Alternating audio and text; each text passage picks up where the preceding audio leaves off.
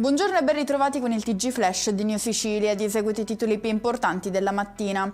In apertura il rientro di Sant'Agata in cattedrale, con l'ultimo passo del Fercolo oltre la soglia del Duomo, la città di Catania si congeda dalla sua patrona con un misto di emozione, stanchezza e gratitudine. E ci spostiamo a Palermo, non ce l'ha fatta a Vito Ilardi, il 59enne è rimasto coinvolto ieri in un incidente stradale in via Ernesto Basile. L'uomo avrebbe perso il controllo dell'auto finendo contro un palo dell'illuminazione e un cartellone pubblicitario. Trapani è tra le 28 province italiane coinvolte nell'operazione Ombro Manto, 179 gli indagati accusati di aver preso parte a un'organizzazione criminale nata a Reggio Emilia e ritenuta responsabile di una frode fiscale di oltre 100 milioni di euro.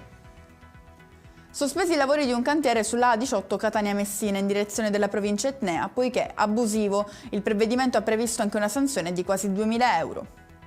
Grande successo all'ospedale Santa Marta e Santa Venera di Acireale in provincia di Catania, dove è stato eseguito il primo prelievo di organi del 2025 da un ottantenne, il più anziano donatore a cuore fermo finora in Italia. E con questo è tutto, prossimo appuntamento più tardi alle 19:30, grazie per averci seguito, buon proseguimento di giornata.